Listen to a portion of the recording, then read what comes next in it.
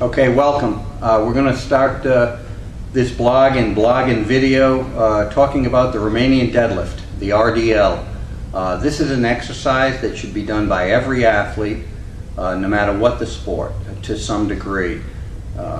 If you're in a sport that's more a team sport, a running sport, probably keeping the repetitions up in around 10 to 8 range. If you're in a more power sport, probably going from 10 to 5, and in the real powerful sports like Olympic lifting or throwing, maybe you're going reps across the training year from 10s to 3s.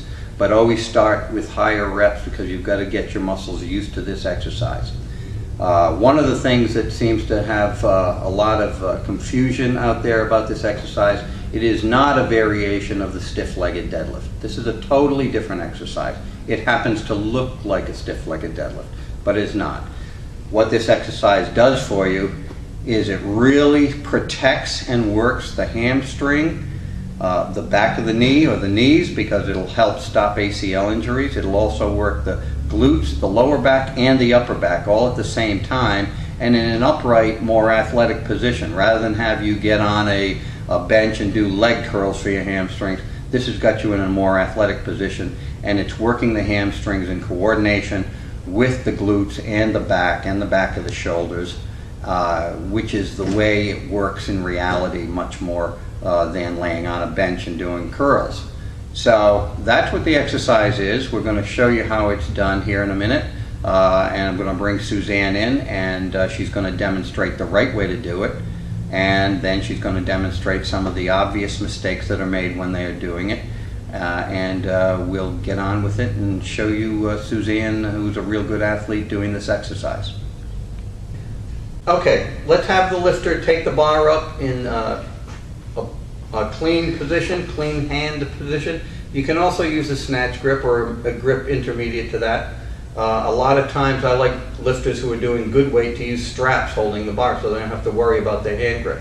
First things first, your weight is balanced over your heels at all times during this lift. Shoulder are way back, retracted way back. Shoulder blades squeeze together and they stay that way. The lower back is arched hard to the lordotic side, okay? And you bend your knees just slightly. You unhinge them and they don't change as you bow over with this bar, and you keep the bar on your legs as you do so, okay? And basically, the lower limit is when your hamstrings get stretched out, you come on back. Okay? And you do it at about that speed. Go down and up again.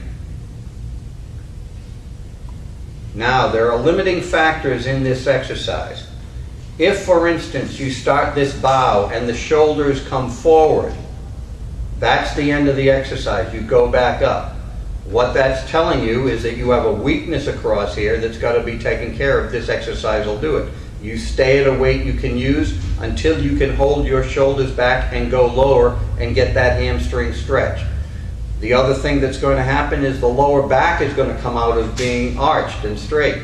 If that happens, the lift is over. You come back up until you can hold that back position all the way down to when you get the stretch on the hamstrings.